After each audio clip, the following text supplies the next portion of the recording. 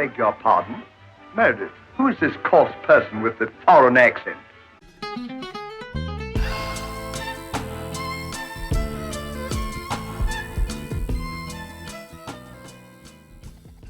I didn't realize this podcast is woke.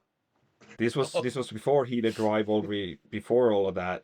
These Harlequin romance novels where ice hockey players are the stud muffins where that the women are drooling after. And that was drawing a lot of female demographic into the games.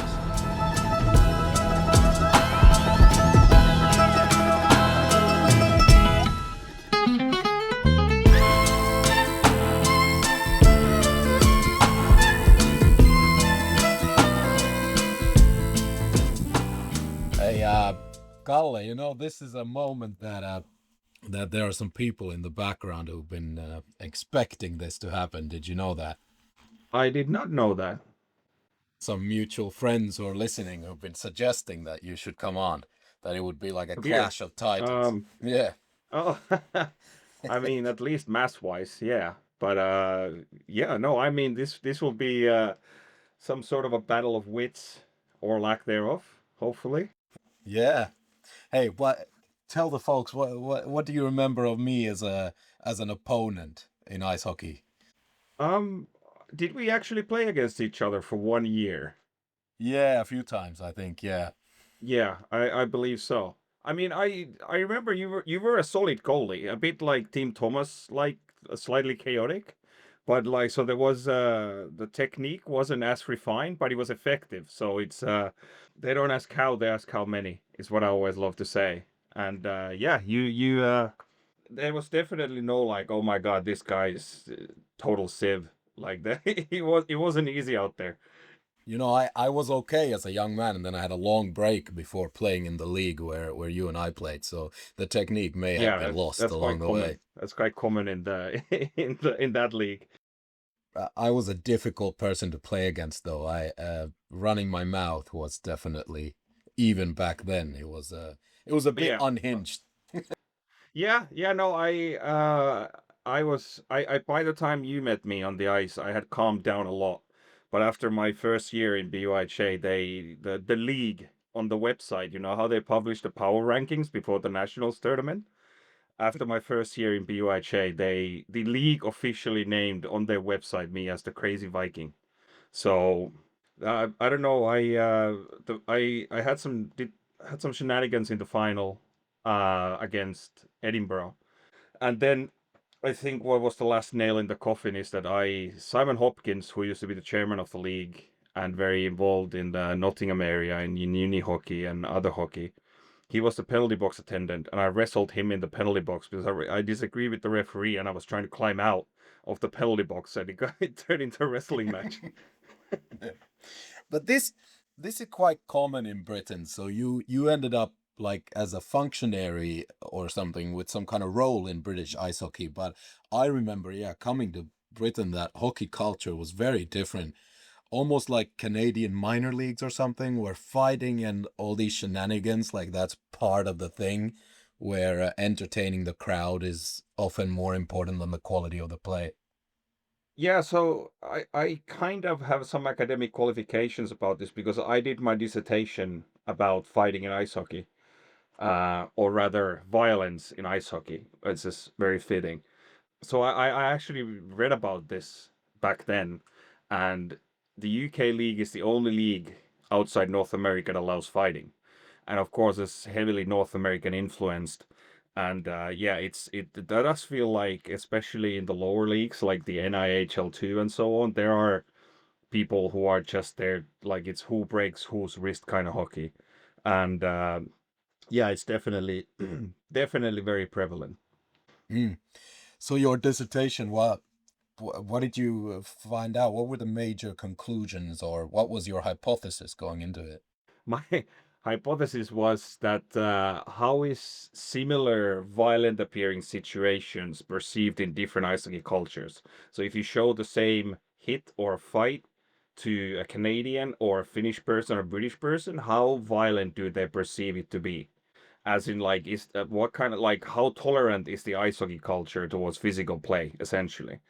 And unsurprisingly, the Brits were very just like, yeah, that's just normal hockey. Like that's just what you do. And I'm like, no, no, it isn't. It isn't. If someone two hands you in the face, that's not what this game is about.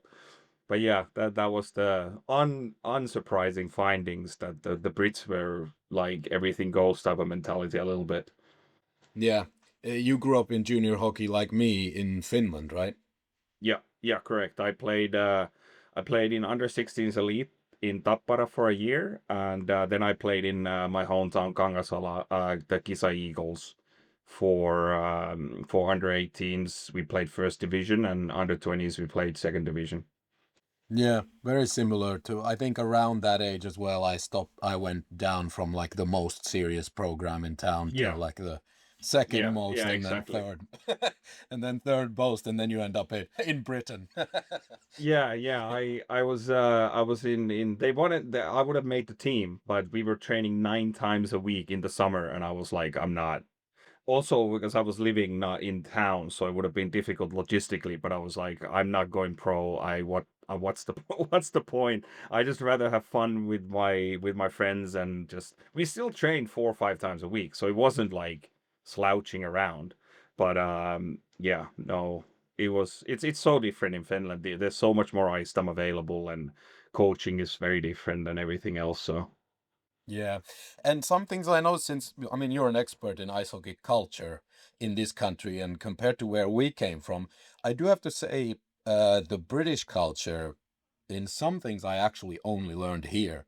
So I think I was a decent player, but I never put any value in what you said, like summer training and all that was just yeah, so boring. Never wanted to do that. So I wasn't a very good athlete. And then the other huh? thing is, I don't think they valued winning the same way. Like if you're in the best program in your city, you win everything anyway, all the time. Yeah. Yeah, I had Jokerit, you had Tappara, same thing. Like you win everything in your local league. So I only learned how to really win in like playing for British universities, where it's like a ragtag team of people who actually care about winning, right? Yeah, maybe a little bit because I guess there the expectation is almost like this is just a stepping stone to something further, whether it is under 16s, 18s, 20s. So it's yeah, at that point you just kind of expect it. It's more like yeah, you just train and you sort of go through the motions a little bit rather than oh this is so great. And then I guess it must come partly because there everybody is so good and people still have aspirations and their mind is several years ahead. I'm gonna be this, I'm gonna be that. Whereas when you get to when you get to the cream of the crop in the British uni leagues, there are a lot of people like you said, like you. I actually played in Finland like in some rec league before I came over, but a lot of people who stop playing and they just love hockey and they want to play hockey and then you just if you happen to win at the same time even better. So it's definitely a different kind of mindset to what it was in the juniors for sure. Yeah. Do are British pros like that as well? Because what you notice in British amateur ice hockey is that nobody takes it for granted. Like every second of the ice on the ice is the Yeah, highlight of your week, and everyone yeah, appreciates every second you get, and they love the game on in a different way, and they don't take it for granted. Even if it's on TV, they'll stop everything and they'll watch it. Whereas in Finland, it's just on TV. You expect it to be. yeah, it's just a thing that happens. Yeah, no, I think it is because there is just first of all it's more precious because there is less ice time.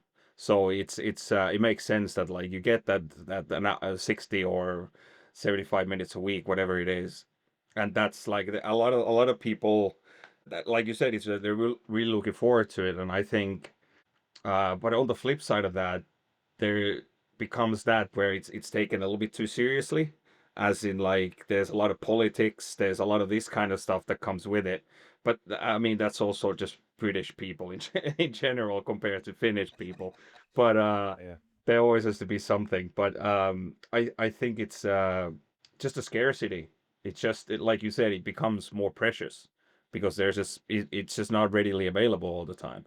There's no Actually, here they have pickup hockey sessions in Solihull, where you can go twice a week. Anybody can just join. But that's the first time I've been in the UK since 2009, barring a few years abroad. But like, I've never seen that anywhere else.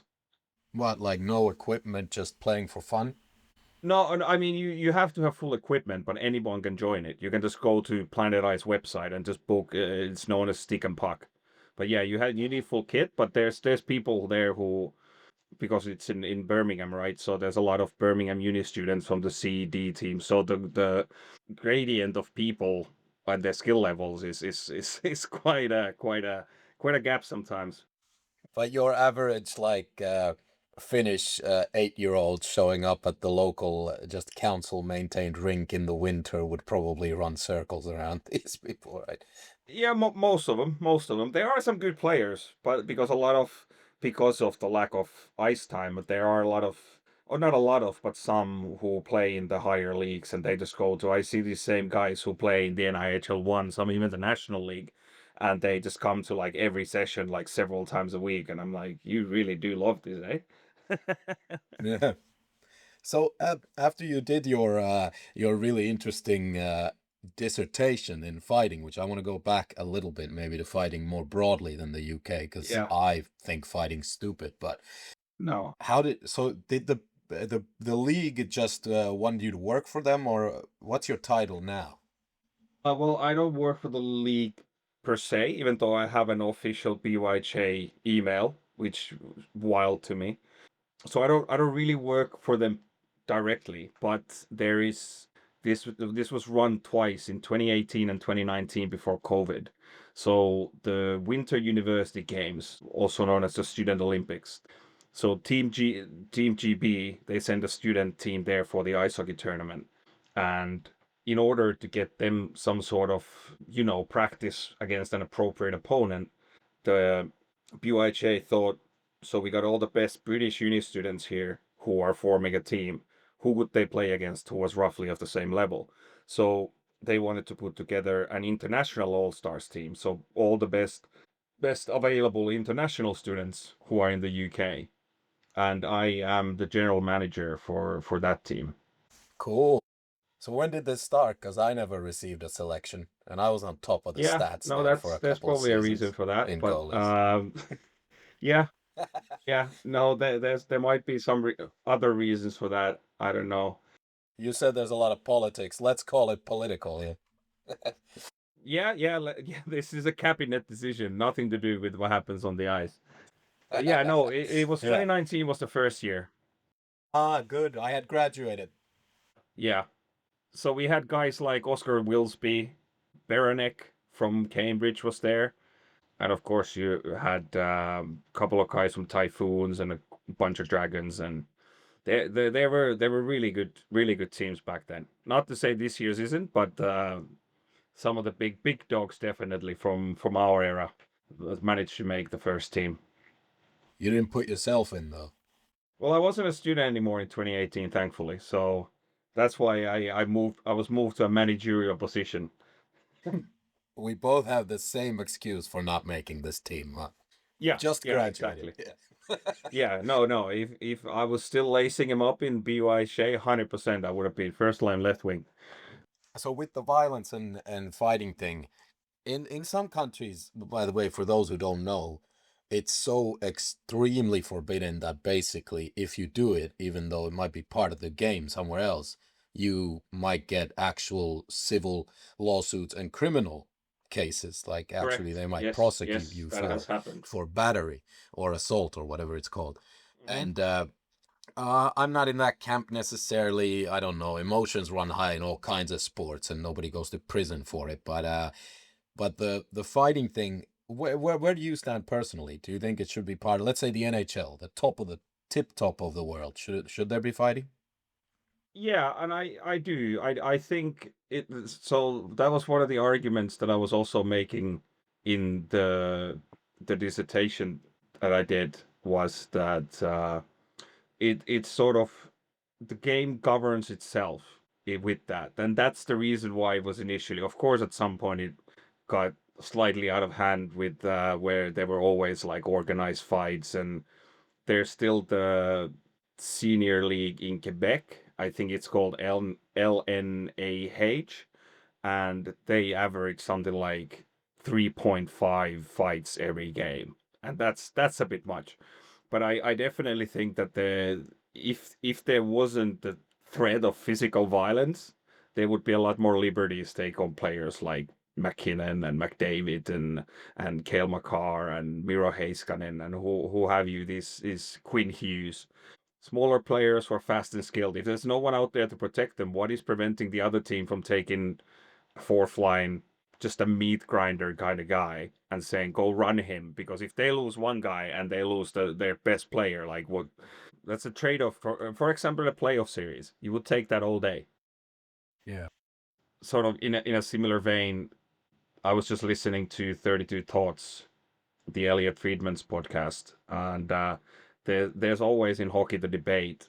It was after the Radko Gudas hit on Austin Matthews that there will always be someone who comes out and says, "Oh, well, just suspend them as as for the same duration of time that the other player who got injured. If they're injured for 6 weeks, this guy needs to be suspended for 6 weeks." And he was like, "There'll definitely be people who would manipulate it. If our fourth line guy collides with somebody and gets injured, oh no, now you're out for 4 weeks, and their best player is out for 4 weeks." Like 100%, I would do that. Of course you would. You try to win. Definitely, I think the protection factor, I think, is there. I don't like, and I like the fact that it's fighting, generally speaking, is nowadays very much in the heat of the moment, or somebody did something to a better player and then there's retribution for that. And I think that's what it's for. Not like, oh, let's take the helmets off center ice just because we have to. And nowadays it's so competitive that you can't really have someone who can't play and only fights in the roster anyway because you're short-handed. Yeah. I agree that the best argument for this is the counterbalance to the rats, right? So an entire profession has come up in professional hockey, and I'm talking really high level professional hockey. Even Olympic teams select those guys who are incredibly skilled, but they're so skilled that they can spend most of their energy trying to get under the skin of other star players. And Yeah. that includes physically dirty tricks like sticks in their balls and sticks in their face and elbows in their groin and all that stuff. And so this is all happening regardless of the referees. So it's not like you can say that, okay, referees aren't doing their job well for allowing that, but you can hide things from referees. So unless there's some kind of AI-powered VAR system that takes everything out of the game, first of all, there would be a stoppage of play every 2 seconds because somebody breaks the rules. It would never work. Yeah, so I understand that a counterbalance to the rats is the fear of having been one myself, because I was the goalie version of a rat. I was never afraid of anyone, so I played really dirty, especially with my mouth, but also sometimes with the stick when I could, and that was back of the legs. It hurts so much. yeah, anything to win, right? And that I very much found that out myself, and I wasn't afraid of anything at any point. There was no one who was gonna come hit me, so I get that's part of it. But then the price is just, anyone in fighting, like the brain injuries, these guys live very short lives on average. It's just tragic. Plus, I think it just sends the wrong message. Like, I hate to be that, fuzzy guy who says, kids are watching, kids are watching. I didn't realize this podcast is woke. No, I mean, I have a kid now. Do I really want to tell him, like, oh yeah, after you learn how to skate and shoot, then also learn how to hit people with your fists? Like, what? What is that? No, that's why I think it's more the heat of the moment thing, and it should be a lot like you shouldn't get suspended if you just tangle up with somebody and things get heated, and yourself, you say something, how to push someone's buttons, and you just say something, you just say the thing to them that will absolutely enrage them, then you just settle it there, and afterwards you're good. Like I know it's the far furthest thing from a professional hockey, but I used to skate in London with this team called Eastern Stars, which is basically the former Soviet Union. There's just the Russian speakers, little Russians, Latvians, Lithuanians, Belarusians, and they would fight all the time in practice. I never understood it. I found it so crazy. But they were like, so afterwards it was just done. Like whatever difference they had, they went at it for a little bit, slashed each other, punched a few times, and then it was like, oh, it's like nothing ever happened, and the problem was solved. So there was not like, oh, lingering, and then this guy gets annoyed and he waits for a week and then hits somebody from behind to get retribution on them. They just solved it, Right fist to there, the yeah. face a few times, both ways, and oh, we're good. But it also, there has to be like a code to it that it really is, that's the end of it. That you can't harbor like, well, we had a till. Oh, I'm gonna get him back now. I'm gonna do something dirty to them. And I don't think that, thankfully, is a thing in hockey. Yeah. Do you you know the John Scott story? Had that come out when you were doing your degree or your thesis? No, that was after that, because I did mine in 2014, and if I want to remember correctly, it was what, 2017, 18 when it happened. Yeah. To put it in context, because the job title of a goon or a enforcer in professional hockey is it's kind of a dying breed. Maybe not in the British Yeah. league, but in the NHL, because there's a limit. Yeah. There's a limited amount of roster spots, so even the people who fight now have to be pretty good players. Yeah, like Tom Wilson types. Yeah, exactly. And who made, by the way, made the Canadian Olympic team again, and is mainly, is a pretty. He's like a between a rat and an enforcer. He does both jobs, and scores a lot of goals. Yeah, Best kind, the ultimate hockey player. yeah. So John Scott was this guy who now, by the way, has a big hockey podcast himself, but he He was does. one of the last pure enforcers who wasn't great at skating or scoring or shooting or really anything No. other than. No. By the way, he was good enough at those things to still make the NHL, like believably. You know, he kept up. yeah. I mean, he played for like 9 minutes a game, and he wasn't fighting all those 9 minutes. He was maybe fighting for 30 seconds out of those. So he was okay still. But that guy, in like, was it around 2017, 2018, the hockey community, as a joke, voted him into the All-Star game. And that became like a big story where this enforcer, as like, it was an early version of, it was America's and Canada's version of Boaty McBoatface. I was just gonna say that. Yeah. When the British government let the internet community vote for the name of a research ship or something, and Yeah, they wanted it exactly. to exactly, and people went for Boaty McBoatface. So this was the North American version of Boaty McBoatface. Like, vote in your favorite player, and everyone on the internet agreed to vote for objectively maybe the least skilled player in the NHL. Yeah, you could say, definitely make an argument for him being one of the worst literal hockey players in the NHL. Yeah, at the time, it was 2016. I just checked it. So just missed my dissertation. Yeah, and I guess why John Scott is important here, because he still to this day defends it and thinks it's very much part of the game, and is very proud of his career as an enforcer, Yeah. even though people he fought against have committed suicide or died of addiction related, like enforcers are not doing well from his generation, many of them. Yeah. And also considering this is a guy with an engineering degree and a big family and seems like an overall lovely sort of family guy. And he's very, very religious, I believe.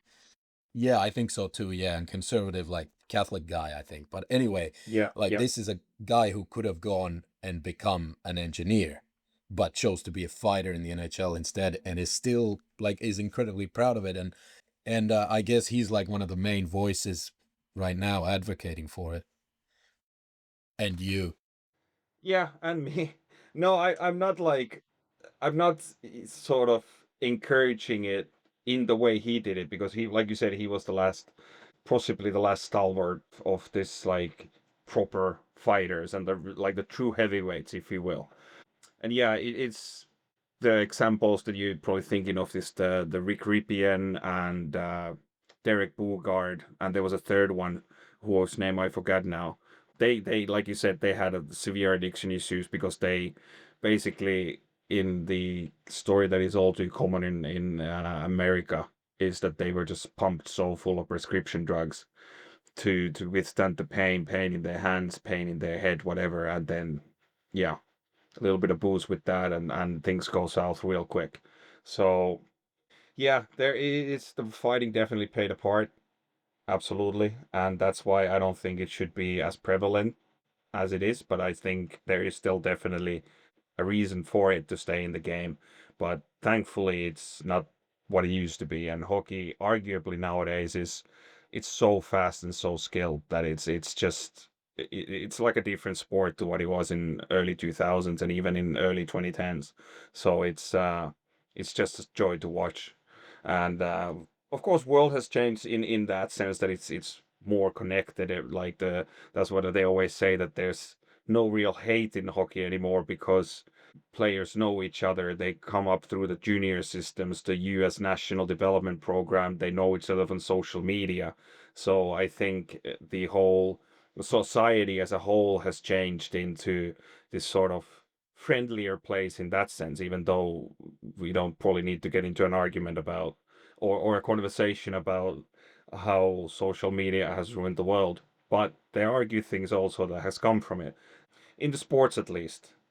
And again, there will be those people who say that, oh, there's no real emotion, there's no real hate. But I mean, just look at look at the Tampa Bay versus Buffalo game, what, 2 weeks ago.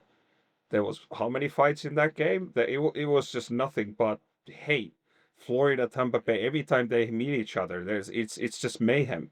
So it hasn't disappeared, and I think it has lessened to a more of a healthy level rather than completely disappearing.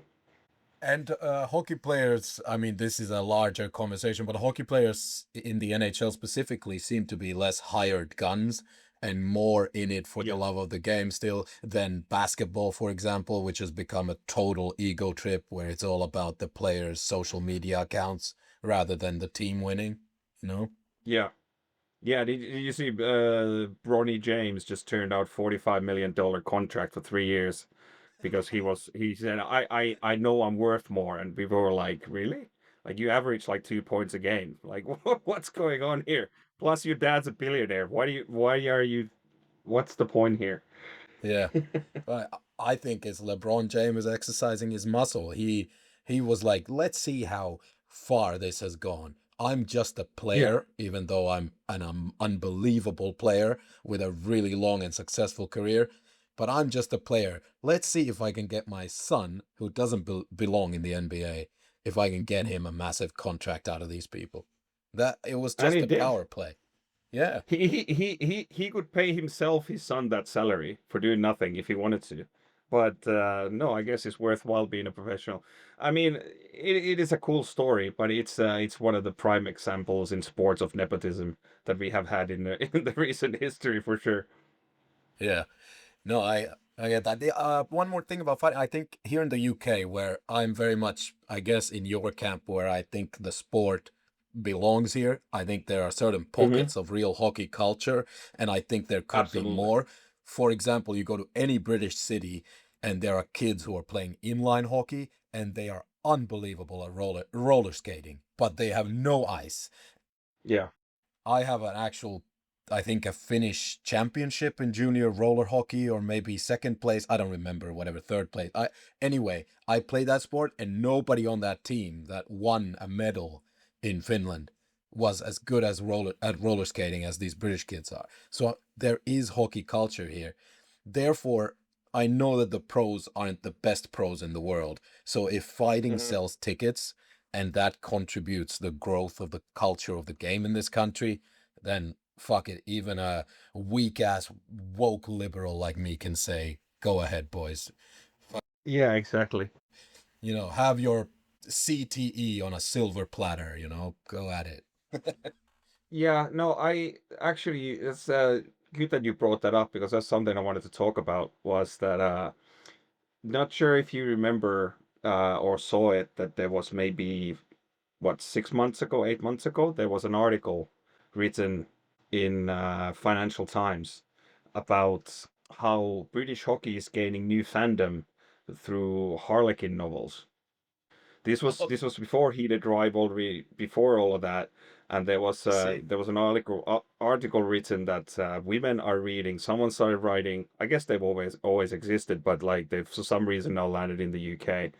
Um, these Harlequin romance novels where ice hockey players are the stud muffins where the women are drooling after, and that was drawing a lot of female demographic into the games. And this article was basically based on how this is a sort of a unusual path to following any sport. Like we know puck bunnies have always existed, and this is the wag culture in football is well known.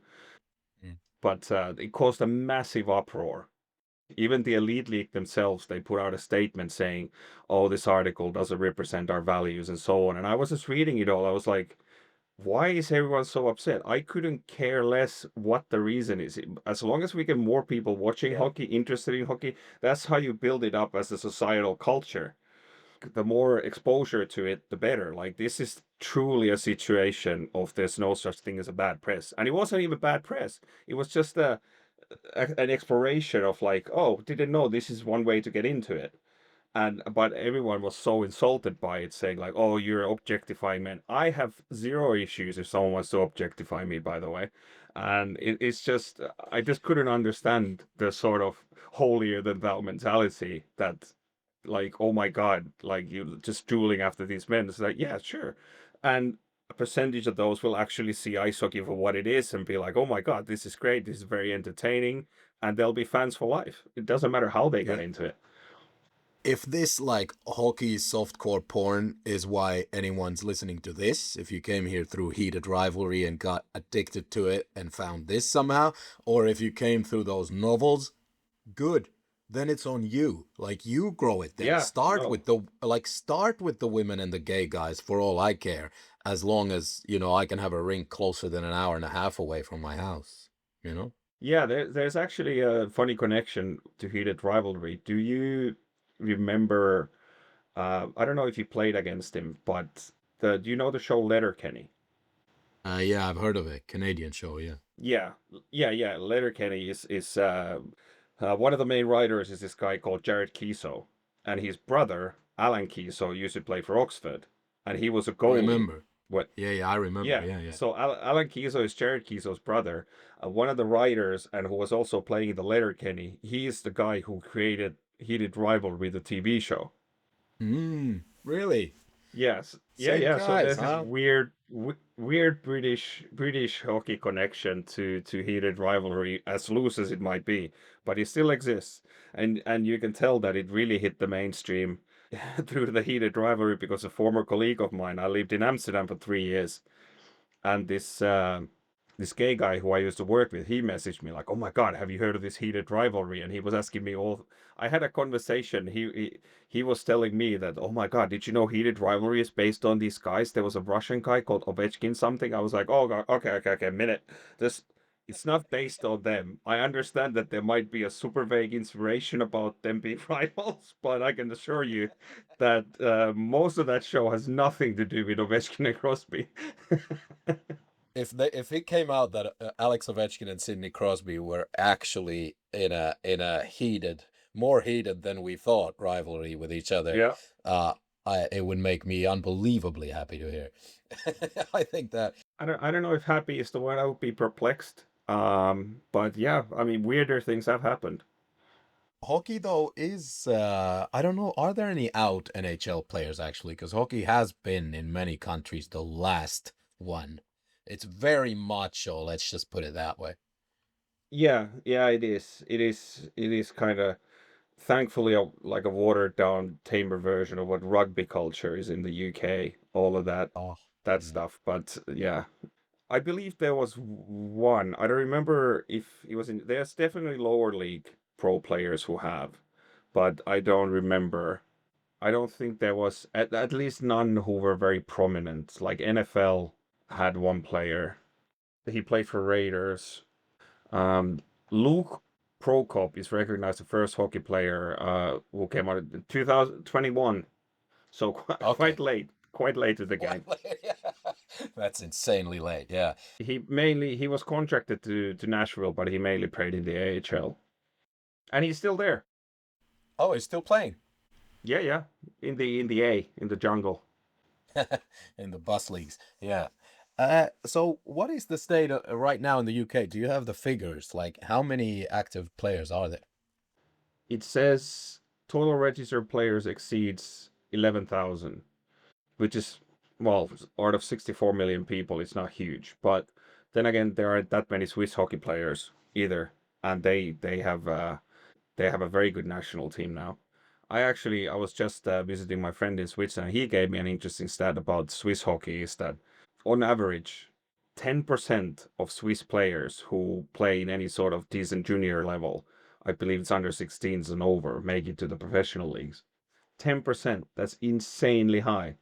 Yes, and part of that is because they have a quota for foreigners in the league, right? So they are, Yeah, it's limited. Yeah. yeah, it's an artificial percentage because it's way easier to make it to the Swiss league if you're Swiss than if Yeah. you're Yeah. foreign.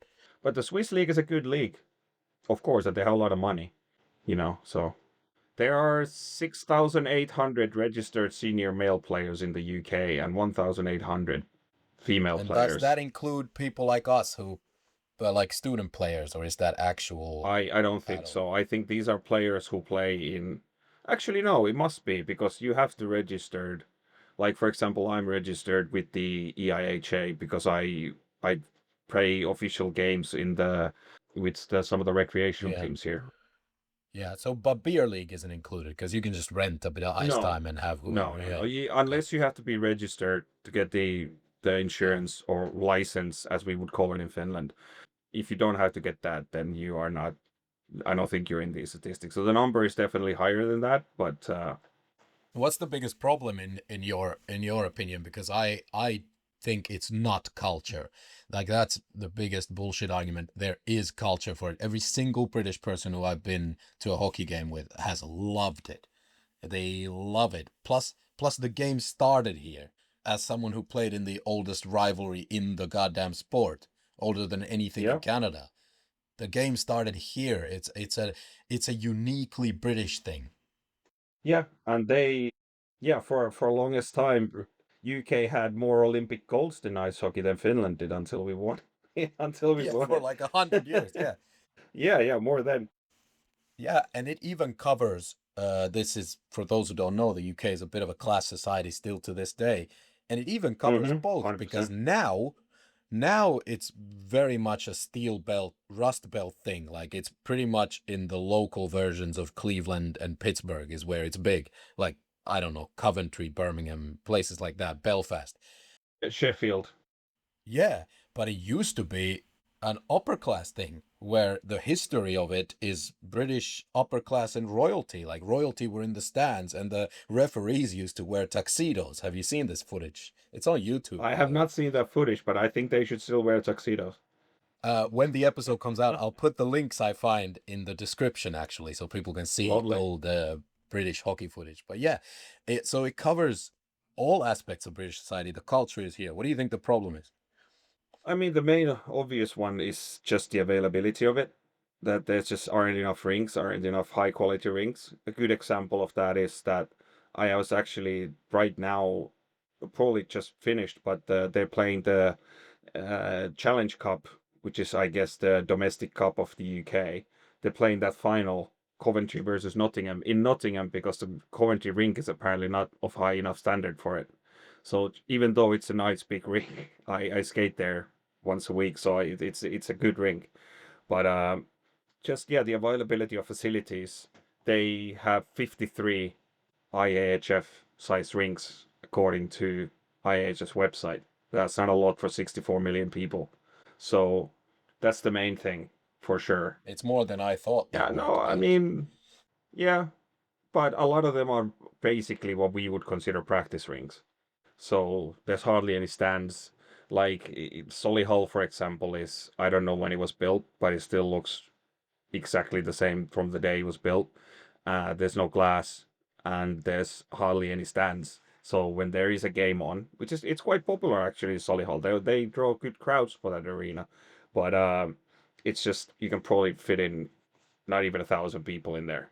So it's just you just can't see it as much, and it's not in television. I had a conversation with somebody some months ago. We were watching the under 18s of the Solihull Barons train, and we were just wondering, like, because some of them clearly have good individual skills that they can skate, they can stick handle, but their passing and shooting wasn't great, and their decision making was just awful. And he said that he spoke with somebody, and he asked them, like, "Do you ever watch hockey?" And they're like, "No, they just watch football, obviously, because that's the main thing around here." So they just not exposed to, because my nephew, who is what now, 8 years old, 9 years old, when he was 5, and we were skating outside with my brother-in-law, who used to play professionally, and this 5-year-old was telling us how to set up drills for him. And he was like, "You go here, then you pass it there, and I skate from here." I was, "You're 5 years old. How do you understand hockey that well?" Like, you could run a better practice than most coaches that you find who are, yeah, like, it was just incredible. And just because if you just look at watching hockey all his life, and just Yeah. it's so much more available. It's getting better now. Like ITV, I believe, is putting some NHL games on Yeah. and all of that. So Select it's games, slowly getting there. But if they could get hockey on some of the Freeview channels regularly, it would make a huge difference. Yes, but I don't think so. ITV and BBC decisions don't reflect the opinions on the ground. These are done. No. For example, the UK public would like the major championships in golf on free TV, but Yeah. but they're expensive, so you're never gonna get that. A few hockey games here and there is way cheaper, right? Yeah, and I don't think the Elite League would have anything against, like, you probably, if they could give them, like, they would probably get the rights for free. Like, just put it on TV. Like, that's all we want. Like, that would be, even the finals of like today, the Challenge Cup final. Just, if even that could be on TV, it would be prime time. Everybody would see it, and millions of people watching, and that would certainly, just over some time, it's a small percentage that will get into it, and then even a smaller percentage will stick to it. But it would, in just a couple of years, it would build up like crazy. Finland did it with American football, where still in our youth, the final of the league was televised, even though, as someone who, I don't know, my dad was part of the people who brought the game to the country, and I kind of knew that the quality is ass, right? But they still televised at least the final, and then slowly, you fast forward a decade, suddenly the quality is not that bad, and there are actual Finnish NFL prospects now who are in college in Yeah. America and could make it, you know? Yeah, absolutely. Like, it's just when you just get it in front of enough people, the talents will rise through the crowd. It's just a numbers game at that point, and I think that is that. But also, we have to make sure, if that happens, that we have to make sure that they get proper commentators and play-by-play people in there, because Like during the you. Olympics, for example, I'm free if anyone needs me. Yeah. But Can we talk about the but Olympic British commentary? Jesus Christ. no, we can't. We can't. I had PTSD from that. So the BBC was like, "Oh, we're gonna show you all the ice hockey action." That's how they start. Like, today we're gonna Yeah. show you all the ice hockey action. The game goes into overtime. They just move to like curling again, where someone's playing in the Yeah. group stage, and this is like overtime in the for a medal or something. Like, Jesus Christ, what are you doing? And the commentators it was incredible, you know? Yeah. It was. I remember one example that was like harrowing. In the women's tournament, you know, Hilary Knight, one of the best women's players of all time, but she took the puck and and I don't know, she missed the net and whatever and skated to the bench. And the British commentator was like, "Hilary Knight, she's a great campaigner." What is she, like, running for political office? What the fuck is a campaigner? What the fuck are you Oh talking no. about? Yeah. I have. I don't remember which Olympics it was. It must have been Sochi, actually, because I remember I was watching it in London. I was watching the game. I don't remember who was playing, but the British commentator on the BBC, when someone took a shot from the blue line, and the British commentator went, "Oh, that was an absolute master blaster, and I still to this day remember. The worst piece of commentating I've ever heard in my life. I use that phrase at least on a weekly basis as an example of how bad it is. Do you use it in your commentating? No, I that's it's banned from my vocabulary unless I'm slandering the people who said it originally. I yeah, you know that, I mean, this is ridiculous to anyone who's listening, but in the British Universities Ice Hockey Association that we both played in, I played for Cambridge, you know, because I'm so goddamn intelligent, right? That's why. Yeah, smart guy. Yeah, and we actually, in some years, we actually had video sessions, and because in the nationals, you guys actually broadcast the games on the internet Yeah. in the national championships tournament, and so we went back and watched the whole thing, right? Like, what could we have done better? And there was this one game that went to penalties, and I was in goal, and obviously, because I'm a rat and an awful person, anyone who missed, I would laugh at them really loudly so that you could hear it all the way to the bench. Like, I would do this like almost cartoonish giggle, like that kind of thing, to get in their heads, right? Yeah. And it worked for like 13 rounds. Like, nobody scored, but the thing is, our guys couldn't score either, and they scored in the 14th round or something and won. And anyway, was it you commentating? Do you remember this, or one of your friends? Because the commentator at one point was like, "There is a strange sound in the arena," and then the other one goes, "I think it's the goalie." No, I would have probably clocked on it quite quickly. It might be Rambo and Nick who did that game. Yeah, I'll find that on YouTube as well. I think it's still on there. This will Yeah, take no, some no, research, they though. all should be there, but there has definitely been some funny ones. And there was once again nationals. I was doing the play-by-play, and I don't remember who was playing. I think it was Oxford, and someone just really badly fanned on a shot, and I said that shot was like an asthmatic mouse farting on a leaf, and they got really upset with me. And after the game, they came into the commentary box and tried to find me. they, they didn't like it, and they just came in there with that through the door like, "Who said that?" I stood up, and they were like, "Actually, yeah, fair enough. That was funny." But they Mm. they You, yeah, some people are very sensitive. you know, there's a like a with you and I and our respective circles in this country, there's like a few thousand people who believe that this is what Finnish people are like. Yeah, yeah. Actually, they're like the most quiet, reserved, polite people you'll find.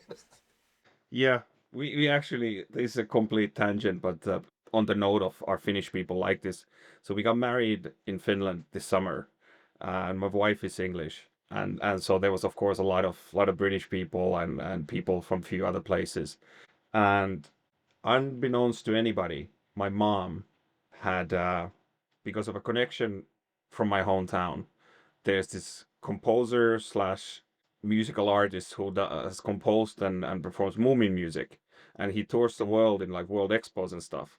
And as we had done our vows and everything, and we were walking through the crowd, the other way comes Moomin, Troll, and Snufkin, and no one knows what's going on apart from my mom. And we did this whole Moomin dance and sing and song, and the people, all the British people, like, "Wow, Finnish weddings are great. You get Moomins and everything." I was just like, "No, no, this is not Finnish. This is not what happens in Finnish weddings at all." You should have just gone with it and said, "Oh yeah. The government sent the Moomins to everyone's wedding. It's part of your Yeah, tax." yeah. You know.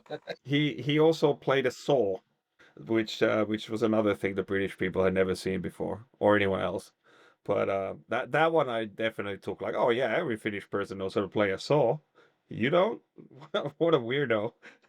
Yeah.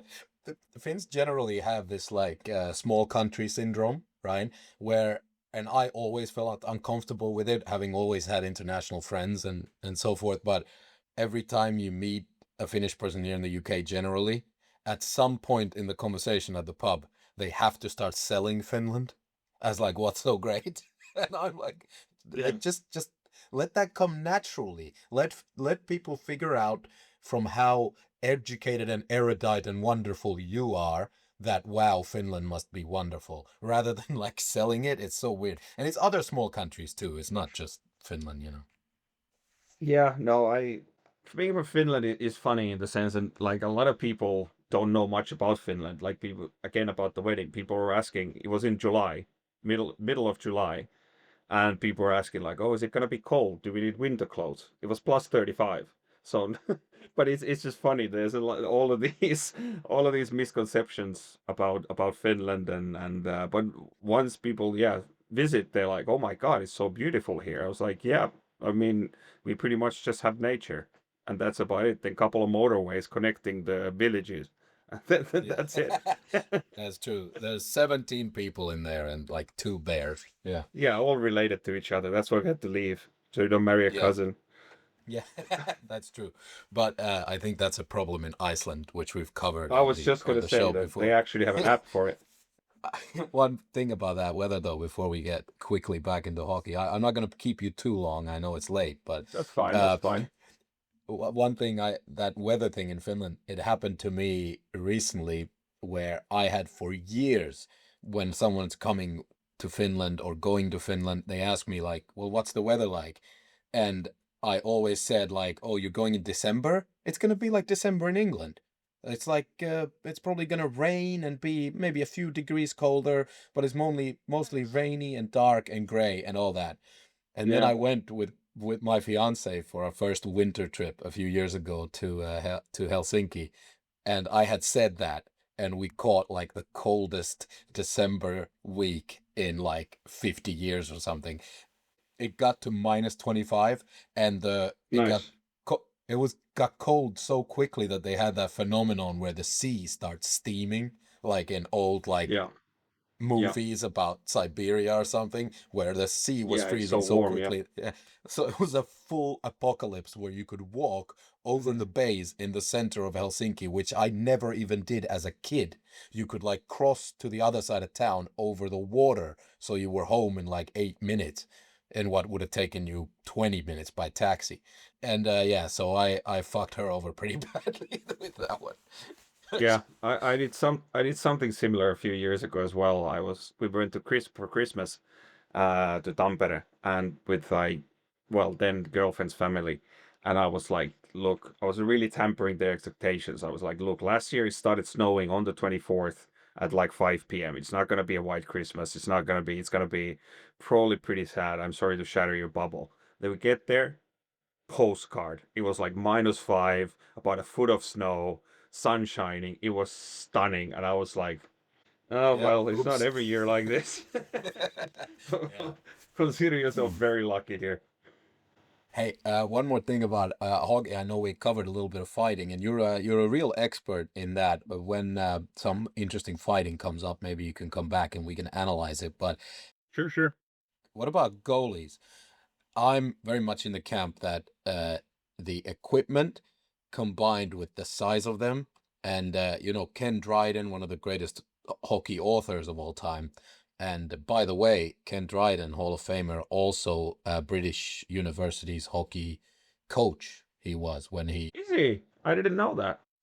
he was writing his memoir in Cambridge, and he was doing a master's degree, and he didn't want to play because obviously he was one of the greatest players to ever play, so he wasn't going to play against British amateurs, but he coached the goalies for Wow. Cambridge. Yeah.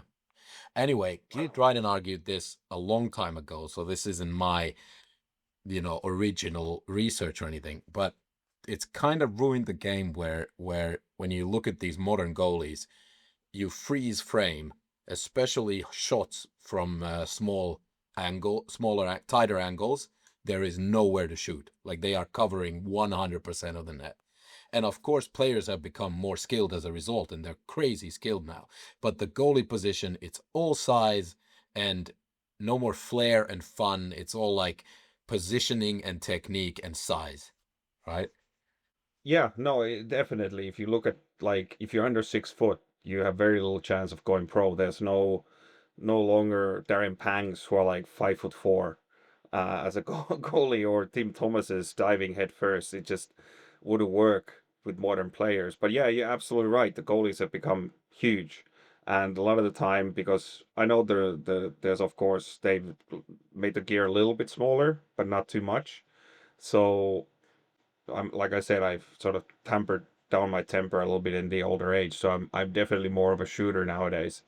And yeah, it is tough. You basically you have space underneath the blocker and the glove in the corners right next to the post, sometimes on the ice. So you just have to find a way to make the goalie move. It's really hard to beat goalies from distance, even at a lower level.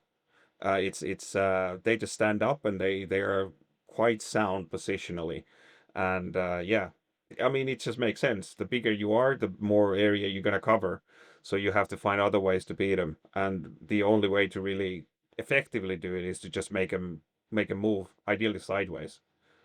Yeah. That's why people like Ovechkin. That's why it works so well, the one timer, because It's it's quick, yeah. it's you force a goalie to move, so there's always going to be they don't have time to set up, and it's just the best way nowadays. In every other sport, they are having similar conversations. Tennis, when serving was winning the game, what they did is bifurcation, right? One ball for amateurs and juniors, and one ball for women, I think, and another ball for men, professional men, and they solved the fact that there were no more rallies, right?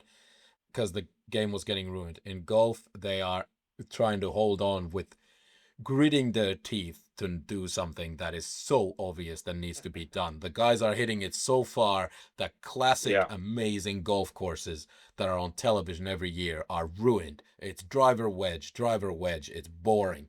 There should, like, Jack Nicklaus was winning majors hitting 3 irons into a green that now the guys are hitting pitching wedge into. So, what about in hockey? Would you make the goal bigger? I don't think the goal making it goal bigger is the solution, and I don't know if you necessarily need to do anything. It's just because the goals are up in the NHL right now. Even the goalies are better than ever, bigger than ever. So I think it's just an arms race essentially, and the players are just catching up. They're finding different ways to, like you see now. I don't particularly like it, which is odd for someone who's trying to score goals, but banking it off goalie's head. I Yep. always because I use it as a tactic back in the days that for the first period I would just shoot at the goalie's head to make them second guess. I would just shoot as hard as I can, as high, like just at the head height, so they have to get out of the way. Maybe you catch them slightly on the head, and it just makes them hesitate, or that makes them think like, here he comes again. It's gonna come towards my head. It's gonna come towards my head, and then you obviously go somewhere else, and you might bite that extra split second that you need to beat him. Good plan. Shoot, yeah, you just find these shots from ridiculous angles, and I think what the players have started to do, because it used to be, of course, the holy grail, you go golf side high, blocker side high, but now you see a lot of shots just on the ice, and just like not even a foot high, but just enough to beat the so the gloves and blockers are not fast enough to get there, but it still goes over the pad, or the goalie is just not in a position and it just hits the post and goes in. And I just yeah, the shooters have just evolved. Obviously, sticks have gotten better as well, so it's easier to shoot hard. Like I went down to 77 flex, even though I weigh quite a bit. But it's just the sticks are so much more reactive nowadays that I don't ever take a slap shot. I haven't taken a slap shot in years in a game situation because wrist shots are so much quicker. You Yeah. Yeah. have to move a little bit just before you shoot. You use players in front of you for screens. You shoot for tips. There's all this sort of stuff that you have to do nowadays. But it's game keeps evolving, and I think it makes it interesting. You just have to come up with new ways. It used to be super rare to see a goal when we grew up. We grew up with goalies like Hasek, who were not, well, they're built tall, but not like super massive, and their equipment was No, tiny, and they weren't covering the whole yeah, net. They were jumping around, and it was fun, much more fun to watch. But athletic. it was, Yeah, yeah, it was quite rare to see goals that went off someone's helmet or uh, or went no, off the never. butt of the goalie. It was in some like blooper reel, like this was a fun accidental goal. Yeah, Now yeah. that's what they're trying to do all the time. You saw it in the Olympics too. They went around the goalie, and when the goalie's turning, they try to shoot it into his ass or hips or something and try to bank it in. Yeah, no, absolutely. It's a tactic nowadays that you take it below the goal line and you hope that the goalie cheats a little bit, just comes off the post, couple of inches, just enough for the puck to go, and you hit it basically behind them in their back, usually somewhere in the gluteus maximus area, and you hope that it goes there. And but that's the thing, like the goalies, they, like you said, they cover everything more or less, so you have to find some new ratty ways of scoring goals. Yeah. Awesome. Hey, Kalle, can you tell people British hockey, where should they go to find it? Like, what is the BUIHA is the university league. We'll put the link in the description, free ad for them. Well, what would you do? Where do people go and see pro hockey? I mean, like you mentioned already, just the Elite League website, and a lot of smaller places have National League teams. NIHL one, or the actual, so they have changed the league structure a little bit again. So it's the Elite League, National League, then there's National Ice Hockey League 1 and 2, and yeah, pretty much any rink that is regulation size will have some sort of a team because they are so few far apart.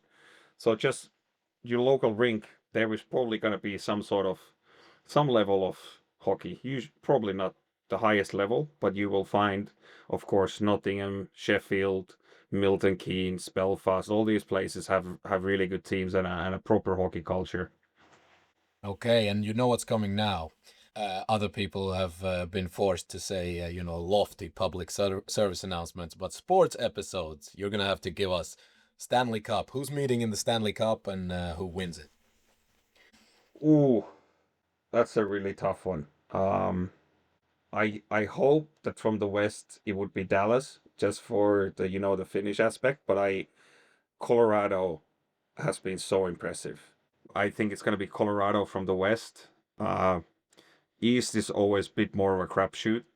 Again, I would really hope it's Carolina because they are very much always there or thereabouts, but seem to sort of run out of gas. So it would be great to see them up there. But I think Tampa Bay. Tampa Bay, as old as they are, but I think the experience that they have, because they have now had few shorter years, they might, with the experience and the amazing players, Kutcher, Hedman, Hagel, all these guys, I think they might be making a deep run, especially with now the Florida is out of the way. Yeah. I think you're hitting my theory here. It's gonna be no state tax states. Dallas Tampa fits my theory that no state Yeah. tax. That's gonna be the winner. Yeah, I don't care what Carrie Bettman says, but no state tax makes a huge difference. Yeah, it does. And by the way, that's another topic. Quickly, just a quick fire round. Is that Huh? is that gonna ruin it and become? Is the NHL gonna be uncompetitive because of that? Is it gonna ruin it? No, no, it would have already done it. Like people, like Florida used to not be great. They have never had a state tax, or at least in God knows how many decades. And it's only really when they got Barkov and became really good, people started to. There's more to it than the state tax. So I don't. If it was to ruin it, it would have already happened. Canada high taxes though, no champion in 30 years. So I don't Yeah, know. but that's 51st state's fault. Not you can't blame it on the, like, who would, if your options are to live in Florida or Winnipeg, which one would you choose? State tax or no? Like it Yeah, just makes sense. exactly. Yeah, yeah. No state tax and unlimited golf Yeah. versus You go to the rink in flip flops and you drive a golf cart. Like yeah. it's hard to compete with that. Yeah, I know, I know. Hey, thanks so much for your time. This was awesome. It was so nice to Thank you. talk to you again. And Yes, we sir. we shall be in touch because I think we have two hockey correspondents now. So I look forward to Great. always calling one of you guys for hockey stuff. Yeah, sounds good. Let me know. Now, if you enjoyed this episode of The Talking Ass, remember to rate, review, follow the show for more of this weirdness, and share. And with a friend, enemy, neighbor, relative, lover, even.